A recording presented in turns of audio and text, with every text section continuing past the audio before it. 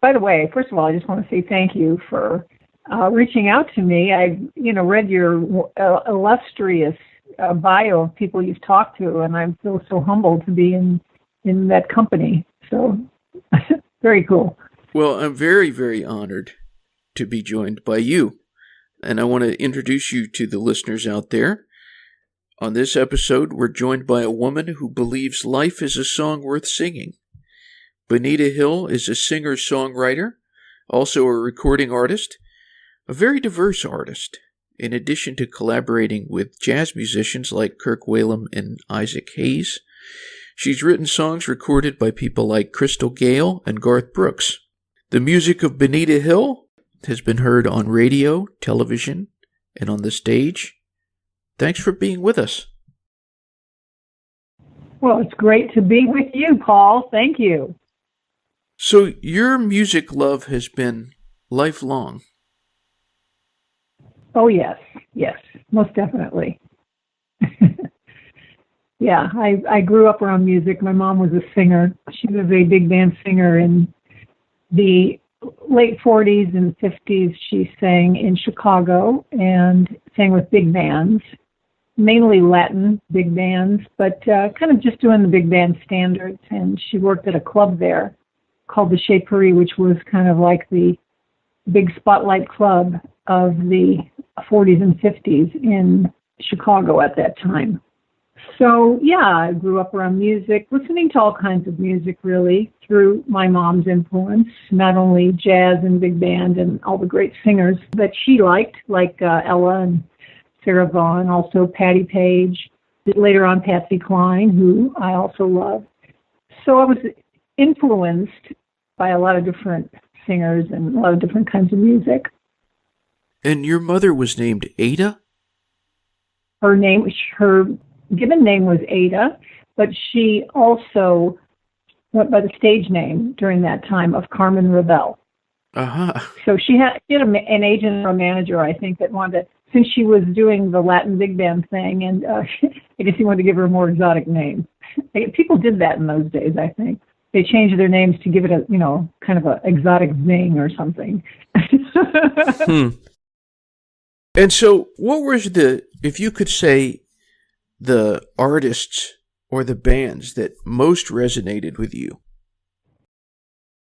Well, back then I liked Julie London a lot, but I was still little and was kind of listening to that kind of music until the Beatles and the Rolling Stones and all the British invasion and rock and roll bands kind of were the influential bands of my generation, and just loved rock and roll. I got introduced, I think, more to the blues through listening to the Beatles and the Stones than a lot of these artists that I didn't know about, but was exposed to through what they were influenced by. So it kind of opened up my musical boundaries to a much wider territory. And it was, I was just music crazy. And then I just loved country music too, because I loved the great girl singers of all genres, including country. I loved Tammy Wynette and Brenda Lee and Dolly Parton. So, in fact, Dolly Parton was somebody I used to go see at the Grand Ole Opry when I was attending college in Murray, Kentucky, and it was about a 3-hour drive. And I would come down to Kentucky and see the Grand Ole Opry and see some of the greats of that era, Merle Haggard and Dolly Parton, Porter and Dolly, and Loretta Lynn. It just was wonderful, and I was just so enamored by the whole thing. And I loved Dolly and Loretta particularly because they wrote their own songs. And up until that point, I was writing songs, but I never really could perceive about how to make a living at it. But I definitely got inspired and kind of started to pitch my songs to Nashville, sending them to publishers, and that's kind of what got me going. Dropped out of college and moved to Nashville. So the early songs you were writing, tell us a little bit about that. What was it? Was it a way of just kind of expressing yourself, or? Yeah, it was. It was a way of expressing myself. I think they were very simplistic. I knew 3 chords on the guitar, but I had always taken piano lessons, and I knew a lot more chords on the piano, so I used piano to write on, and it allowed me a little bit more creativity to explore kind of different, go out on a limb with some chord changes, and I always like jazz too. So I don't know. I like you said, my tastes have always been kind of eclectic, and so have my influences, and I think it probably must come through in what I do. But I just really loved the absolute heart and simplicity of country music, and the lyrics to me were so powerful because they were simple, direct, and real. And at that time in my life, when I was kind of newly writing songs, that seemed like the best approach for me, is to try to keep it simple and kind of say what I meant. So in a way, say what I was feeling. In a way, it was a process of kind of inner expression and emotional expression, catharsis, all that stuff. So it was, mostly I did it for me. But then as I listened and was trying to learn and hone my craft, I was sending songs, like I said, to publishers in Nashville, and a couple of tapes back in those days. Would be like 1979, 1980. Back in those days, there were still cassettes. So I would send my cassettes to publishers, and most of the time I got rejected, but there was one publisher who liked what I did, and he actually got me some cuts, a recording. For those listening who don't know what a cut is, and yes, sometimes they can bleed, they hurt. But this one was very exciting to me because it was a song of mine that was recorded by an artist who Owen Bradley was producing. And Owen Bradley had produced Loretta Lynn and Patsy Cline. Brenda Lee, he was huge.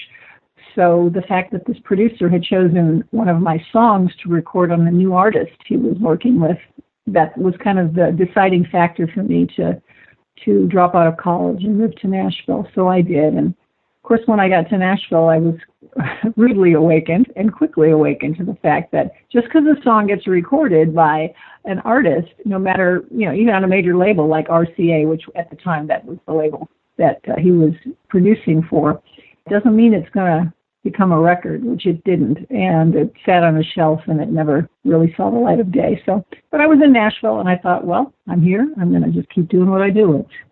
So I did. Kept on writing.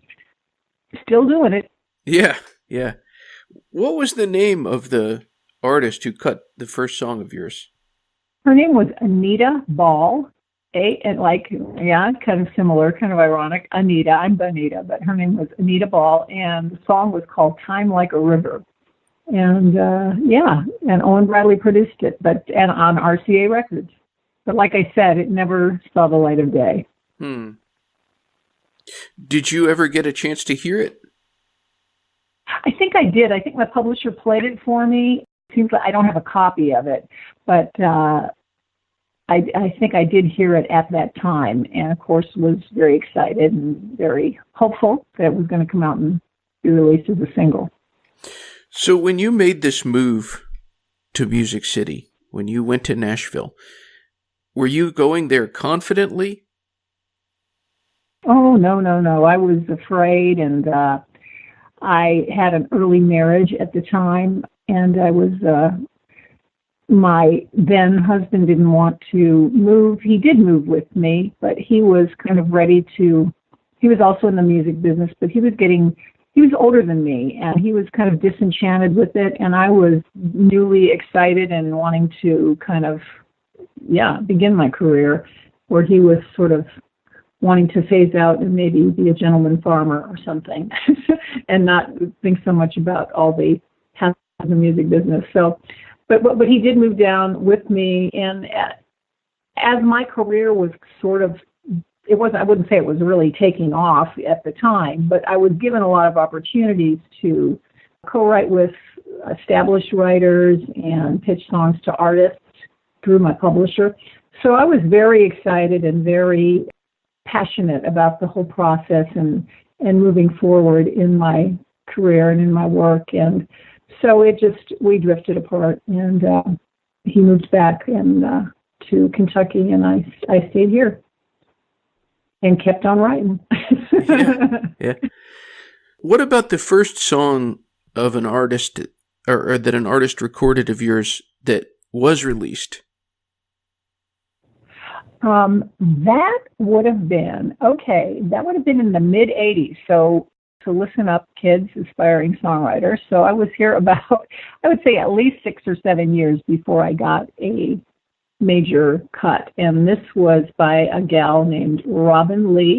I would say it was 84, 85, something like that. Maybe it was 86. But anyway, she recorded a song of mine. It was an album cut. It was not a single. And it was a really good year because she had just been nominated and won the ACM, American Country Music Awards, New Artist Award that year. So that was very exciting. That was my first big cut. What misconceptions do you think there are about Nashville? Well, when I came to Nashville, I'm sure there's a lot of them. When I came to Nashville, it's definitely hard to break into the music business, the songwriting business, and it takes a lot of hard work and dedication, just like anything that you want badly enough in life, I guess. It doesn't usually come really easy. And you have to pay your dues. So I think a lot of people come here, especially now, it's very different with the many years now that we've been seeing artists born on television, basically, by, trying out their talent in television talent shows like American Idol and The Voice. And a lot of great artists come through that medium, but still, I think the generation now that has been grown up with that has been maybe seeing it as a little easier than it is. I don't really know. I do some mentoring occasionally with the Nashville Songwriters Association, and I talk to a lot of young up-and-coming writers, and some of them are realistic, but their thoughts are, they come from a town where of course, they might be a big star there, but getting to Nashville is, a great big ocean and not a little pond for songwriters. So I think a misconception might be that it is easier than it really is. And it's not. Your heart will get broken a million times. But those kind of stories make for good country songs. So. Yeah. Well, there's a person who plays a part in your story. I'm hoping you can tell us about meeting Alan Reynolds, the producer. Oh, yes. Yeah, Alan, definitely a mentor. I would say my probably biggest mentor in the music business. I had been here for many years. I was writing, wrote for a couple of publishing companies, had some cuts here and there, nothing really big, but some fairly big artists in the 80s, and no singles. But in the 90s, I went to work as a receptionist at Alan Reynolds' recording studio.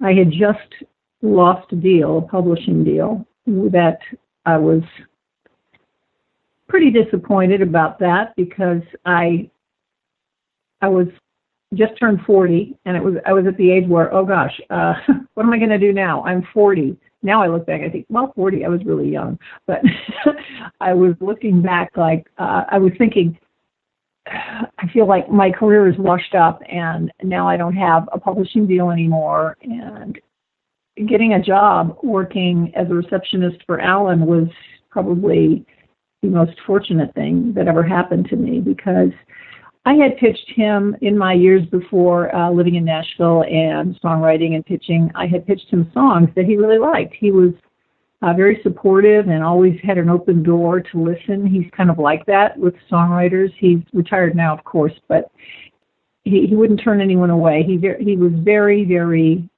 open to listening because he truly believed in the magic of songs, and that sometimes, you can't overlook the fact that a great song may be out there, not necessarily coming from the latest big hit writer either. So anyway, when I went to work for him, well, it was not only wonderful to get to work for him and be in that environment, but at the time he was producing Garth Brooks, and about a year after I'd been working there, something like that, maybe not that long, but Garth was coming into getting ready to record another album, and of course, as a songwriter, I was hoping that I'd be able to pitch Garth a song, but I didn't want to step on any boundaries in Alan's office, so I asked him, if it would be okay, and he said, of course, if you want to pitch him something, he said, you're a writer, go ahead. And so I did. I pitched him songs. He didn't like any of them. Well, I wouldn't say he wouldn't like. Garth is so wonderful and kind. He's also very encouraging. And he was like, oh, that's a great song, but no, it's not for me. So he would be very kind when he would pass on something. But there was one song when I actually got enough nerve to give him a copy of my very first album, Fan the Flame, which a self-made album. And he heard a song on there. And also, I want to emphasize, it was a kind of a jazz pop album, not really a country album. It was more of it was something I had gotten into debt with my credit cards to make, but having been turned down so many times by record labels, I'd had a couple of major record label deals too, which didn't go anywhere. So I decided to make an album on my own. So I put everything into it, heart, soul, and pocketbook. So I got up enough nerve to give Garth a copy of this album. And lo and behold, the next day, when he came into the studio where I was working, he said he heard a song on the album that he wanted to cut. And I was flabbergasted. It was a song called Take the Keys to My Heart, which I co-wrote with Tam Wolf and Tommy Smith. And it was a kind of a jazz swing version of this song. And ironically, I had made a country demo. We had made a country demo of this song with a country singer, and which I had also pitched to Garth, but for some reason, so he had heard the song, but when he heard it on my album, I don't know what it was that changed his mind, but he decided to cut it, and it was just amazing. So you just never know. It surprised me. It surprised all of us. And then he went on to cut some other songs too. So we've developed a nice friendship over the years, and I feel very honored to know him as well. But I know your question was about Alan, and Alan he played such an important part in my career.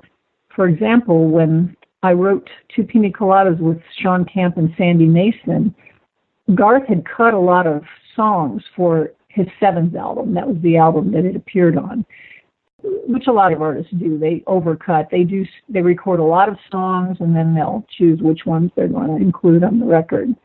And so he had recorded our song, Two Piña Coladas, and then when it was coming time to finalize the album and pick the songs and get them in order, sequence, and which Alan was very, very influential in doing, and his judgment is, I think, impeccable, always has been, but maybe I'm prejudiced. But anyway, Garth was thinking of bumping the song to Pina Coladas. He thought, he had a lot of songs that he liked, and they were going through songs and trying to decide which was going to get left off and which was going to make the cut. And Alan was the one who encouraged Garth to not let that song go. He thought it was a hit, and he thought it was different enough for Garth that it was something that was going to really resonate with his audience. Up until this was kind of before the popularity of island country came on the scene, especially with Kenny Chesney, and Kenny wasn't really a mainstream artist yet. He was still a twinkle in his mother's eye or something like that. But anyway, he wasn't really mainstream country yet. So of course he popularized it, and he's a fabulous artist, really, really great on so many levels. But anyway, so Garth ended up keeping the song, and Garth had told me a few years later, after he'd been on tour and saw how popular the song was in concert, he said, I would have not called that. It was all Alan who pushed for that song, and he was the one that said, hey, you can't let this one go. And I'm glad that Garth listened to Alan. And that is such a beloved song. Everybody knows that. I know, it's amazing. It's like I've seen Garth many times in concert, and he's so phenomenal. And when he does that song, it's almost like, it's like every other song. It's like, oh God, yes, that's one of my favorite Garth songs. But it's like almost like a disconnect with, it's not even mine anymore. It kind of belongs to Garth and his fans. Well, what inspired Two Piña Coladas? Well, I'll tell the story, and I tell it often, but the story goes, I was in a writing session with Sandy Mason and Sean Camp, and we were at Sandy's place, and it was a cold day in February, and we were throwing ideas around, trying to figure out what we wanted to write, like a lot of songwriters do in a session. If you all come in with ideas, you might want to work on one, might want to work on another, or none of them may feel like you want to work on that today. Sometimes nothing gets done. So that was kind of the direction we were heading that day. Nothing much was getting done. So we were thinking maybe it's time to go to lunch. So we stepped outside. It was a cold day, very cold and gloomy. And we thought, we just started having a conversation. It would be nice to be at the beach right now. Maybe having a Piña Colada or two, one in each hand. We were just throwing these lines around. It was like, well, let's go inside and write that and see what happens, just so this day won't be a complete wash and we can say, we did something. So we really did write this song pretty quickly in that day and made a little demo of it. And Sandy played it for Alan Reynolds, and I guess the rest is history.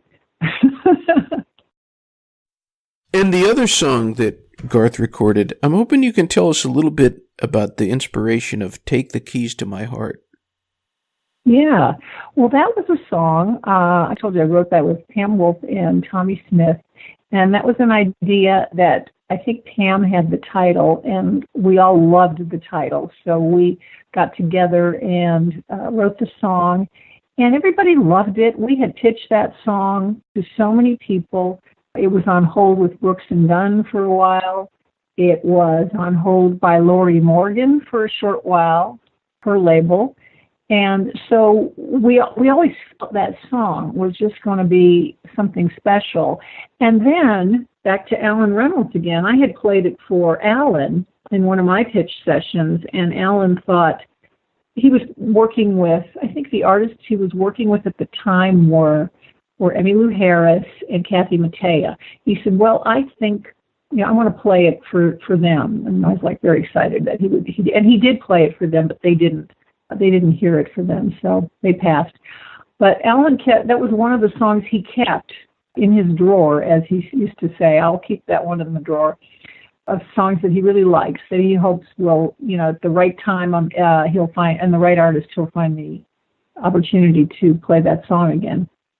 So I don't think he ever did play it for Garth, but ironically, that was the song that when I gave Garth my first album, my self-made album, that was the one that Garth chose to do. And later on, we talked about the magic and the serendipity of a song, of how a song comes to life, or comes to get recorded, because Alan had liked it. A lot of people had liked it, put it on hold, and said they were going to cut it, but did not. And yet, here was Garth hearing a different version and decided to cut it, and working with Alan. So it was kind of like a circle, kind of a magical circle. So we talked about that story too when that was going down, and a lot of magic happened in Jack's Tracks, that studio now called Allentown, and it's owned by Garth Brooks. I'm so happy about that. It stayed in the family, and it was a lot of magic went on in that place. Still is going on. Well, speaking of still going on, I wanted to talk a little bit about the most recent Garth album, Gunslinger. I was listening to it just the other day, the song Weekend that you wrote with him. Yeah. What is he like to write with? Oh, Garth he's a great writer. I've written before with him. This was the first song that we wrote that he recorded. But he's got great ideas. He knows what he wants. He's extremely knowledgeable and inspired about how a song should go and song structure and feeling. He's kind of bringing it all together. But he's just all over the place. Garth is an amazing person. He will be writing in a writing session, and then he'll take a call because he'll be, working on some other opportunity with somebody else. He'll be on the phone with his manager or with his publicist or with, a company that he's trying to do, maybe do a sponsorship with, or a charity that he's working with. And he's wearing all these hats all the time, all in the middle of the writing session. So I don't know how he does it, but he manages to always stay focused on the song. Just kind of blows me away because I'm kind of like I got to stay focused on the song. I want to dive into your recordings. They are jazzy, and that might surprise some people, maybe not surprise other people, but tell us a little bit about the expression you make with your recordings. I'll tell you what, when I made my first album that I talked about earlier, I had been an artist on Mercury Polygram. I was signed by Steve Popovich, who was the head of the label at that time here in Nashville, and released a single. And my single was doing quite well, but then it was some other political things beyond my control were happening at the label, and people were leaving, and people who were in charge and kind of promoting my record were no longer doing that. And anyway, there's a lot of stuff I wasn't familiar with and how the music business works. So my record that had been climbing the charts suddenly died in the water. So I couldn't figure out why. So I got very discouraged, with the music business, went into a period of the song that I released, a song called You Make It Hard to Say No, was very well received at radio, and I had a top 10 video for it on country music television. This was 1987. And it was kind of a pop record because at that time, I don't know if you might remember this, Paul, but country pop was kind of making a lot of impact on country radio. It wasn't, there were artists like Mary Chapin Carpenter and Roseanne Cash, and coming out with songs that were a little bit different and more poppy or maybe more Americana. And that's kind of where I was at. So anyway, after that experience and then getting dropped from the label, I decided, I'm just going to make my own album. I am going to write the songs and do the songs that I want to do and do them the way I want to do them. And I'd always loved jazz. I loved swing, and I was good at singing it. I guess from all those earliest years of singing along with all of my mom's records, it just resonated with my soul. So, and I was good at it. So I felt more comfortable, I think, singing that than anything. Mostly kind of torchy music. My music is kind of torchy, bluesy, and jazzy, and pop, all of that, which doesn't, to me, stray that far from a lot of what some country music is, too.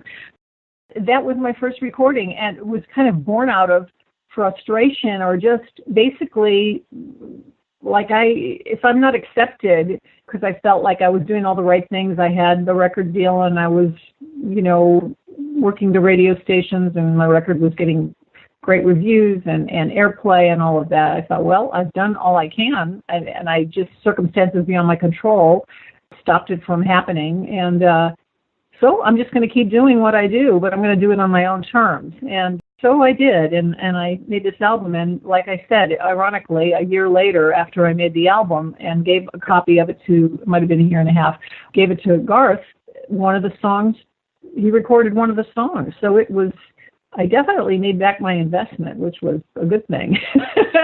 Yeah. Well, the people out there can visit your website. It's benitahill.com, Benita. And There's a song on there. I really, really enjoyed it. I've listened to it a few times. I'm hoping you can tell us about your song, I Carry a Torch. Oh, thank you. Yeah, I Carry a Torch was, it's a song on my latest album called Noir, Noir, which is, I guess noir can be French or Spanish or Italian. Anyway, it means dark or night. And the songs are all kind of torchy and moody and kind of a little different album from what I've done before, a little more produced, a little more, what's the word I'm looking for? I didn't use a band. A lot of it was just programmed and with drums and keyboards, and I did use my number one keyboard player, Kevin Medill, who played on all my albums, as well as some other great musicians. But it was just a little bit of a departure for me. And but I love that song. But I love the album. But back to the song, I Carry a Torch. That was an idea. I had to write a song about my grandmother. Now, my grandmother was immigrated from Italy back in the 20s, and she had a marriage to my grandfather that in those days was kind of arranged by your parents. If it wasn't arranged, it was really highly suggested and preferred by your parents that you marry somebody who had a future. And she was in love. My grandmother told the story. She was in love with a sailor. And of course, she lived in southern Italy, near the ocean, near the water. And she would tell me a story of sitting on the cliffs and being so sad because the boy that she loved was sailing away across to America or wherever he was going. And she kind of pined for him, hoping he would come back or she'd see him again. But in the meantime, she married my grandfather at the urging of her dad and her family, which turned out to be a great thing because I wouldn't be here if it wasn't for that. But anyway, so yeah, but the way she tells the story, and she was Italian, so she had this broken English, but it was beautiful and a beautiful way of talking. And it just made me picture her sitting on these cliffs and pining away for this love who had sailed away. And so that's what inspired that song. I'd had that idea for a long time, and I just took on a whim, I took a chance and put some of these more obscure songs on this album because I want to share them. And they meant a lot. They had a personal, emotional meaning for me. What would you say has been the best compliment you've received as an artist? Oh, well, that might have been from Little Richard. Back in 86, I sang with Charlie Daniels on the Volunteer Jam, which was a concert series that he did for many, many years. And I sang with a couple of gals, Carolyn Corlew and her sister Christy, and we were the background singers. And Little Richard played the show one year, and I was in awe of him. And he was just so nice to me. Met him backstage, talked to him.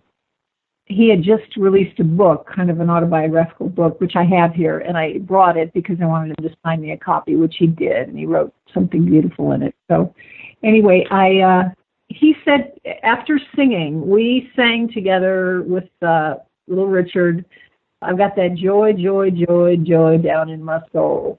And after the show, he came up to me, gave me a hug, and he said, "Girl, you are beautiful and you can sing. Don't ever give up your dream." Wow.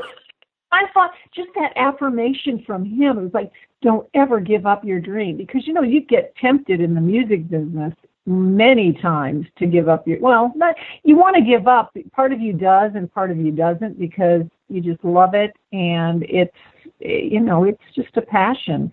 But anyway, hearing that from him was so affirming and so inspiring, and yeah, I would say that was probably one of my most memorable compliments I have ever gotten. That's great. From Little Richard. Yeah. Wow. And you know what? You want to hear something really funny also about that story is that several years later, it wasn't way more than several years later. It was about 10 years later. I had a little bout with non-Hodgkin's lymphoma. I got diagnosed with that, and my boyfriend at that time he was in sales and he traveled a lot, and while I was at home and recovering, he was on a plane and flying to Atlanta from Nashville, and Little Richard was on the plane. Actually, he was flying from Atlanta back to Nashville, and Little Richard was flying back to play the Grand Ole Opry. And I had told this same story that I just told you to my boyfriend, and he told that story. He sat next to Little Richard on the plane home, and he said, "I have a girlfriend who just adores you," and she sang, and he actually remembered me.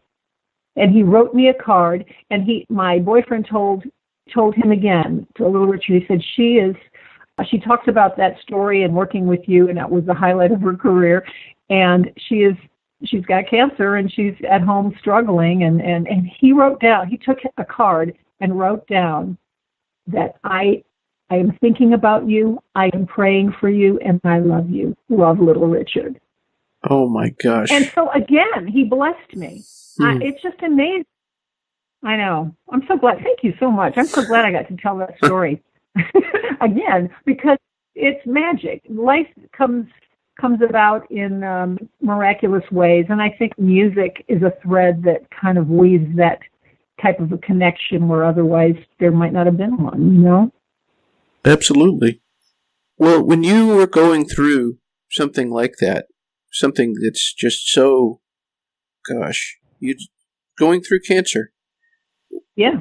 Mm-hmm. What would you say to anyone who either is faced with something like that or someone that they love is faced with something like that? Well, you know, cancer is a tough one, and it can be, you know, all during that time I was like walking a tightrope and balancing that line between staying positive, using the encouragement and that I was getting from friends and family and doctors. Some were of the other opinion that, well, you know, you might die. We've seen it happen, you know, some people make it, some people don't. So I was walking that tightrope all the time, thinking I was still in my 40s. I was young at the time. So and I had a young son. He was 8 years old. And I'm not ready to die. I don't want to. And yet I'm being bombarded in the hospital and asked, do you have a will? Do you have a living will? Are your affairs in order? And I'm thinking, how am I going to do all this? I'm not ready to die yet. But yet all of the indications pointed that, you know, this really could happen. And there's not a lot of people that do recover from this particular type of cancer at that time. I think it's the success rate now. You know, it's amazing that right now the success rates are rising so much, which is a wonderful thing. So right now, I would say, you know, honor all those feelings, because honestly, you're going to feel on the one hand hopeless, and on the other hand, there's hope too. But either way, I think it's focus on living life every chance you get, and enjoying your family and your children and your loved ones, and surrendering. I think it's important to have a connection with whatever you call it, God or higher power or Jesus, and I happen to choose God and Jesus. But whatever you call it, it's important, I think, to keep that connection and know that no matter what you are experiencing in your health, there is still something you can do to brighten up somebody else's life that day, a word or just a laugh. Laughter is very important too. I think it's important to stay hopeful and do all you can to stay healthy. You know, watching your diet, and you don't want to watch your diet to the extent where you don't have fun. But I'm very careful about my diet. But you know, I like to eat chocolate too, and I like to have a glass of wine. So you know, I'm not like I'm not an ascetic or anything, but it's enjoy life, and find that love and lightness in your heart. Yeah, that is always there, but certainly can get clouded by things. And I think a lot of times people who get cancer they feel a lot. They kind of take on maybe the woes of the world or of their family or their loved ones, and which is not, I wouldn't say just a lot of people, it's probably most of us. But yeah, I think just hanging on to the light. What is the best thing about living life as Benita Hill?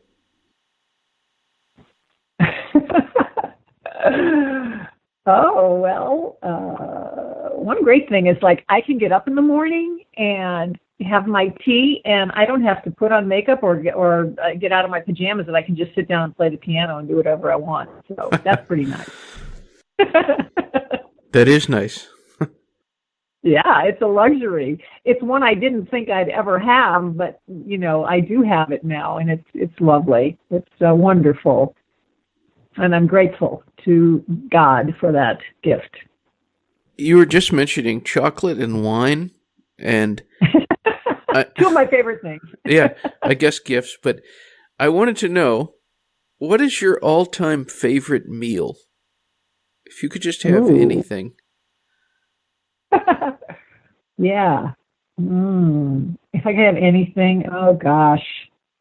I'd have to say it would just be a plate of regular old spaghetti, really good spaghetti with marinara sauce, and a nice homemade salad. I like to cook, so I make this a lot for myself. And a salad and some really good hot, crusty Italian or French bread. Yeah, and a glass of wine. That is my absolute favorite meal. One of the wonderful things about communication is we have an incredible ability these days to share with people. We just don't know who's listening. So, yeah, very open-ended, I would give you the mic. What would you say to anyone who's tuned in? Well, I'd say thank you for listening. If you're still tuned in, that means you're listening, so thank you. You haven't turned us off. Yeah, I like you. Who is Benita Hill? How would you define the woman? Well, I would say I think of myself as a warrior woman, a fighter, a survivor, a thriver, an inspirer, a student, sometimes a teacher, maybe, and a lover of life, a lover. Anyone out there, if they want more information, again, they can visit benitahill.com, benitahill.com. And thank you very much for being here with us. It's been a total gas and a pleasure. Thank you so much, Paul, for inviting me to be on your show. My pleasure. It was an honor to talk to you. God bless. All right. God bless. Till next time. Adios. Bye-bye.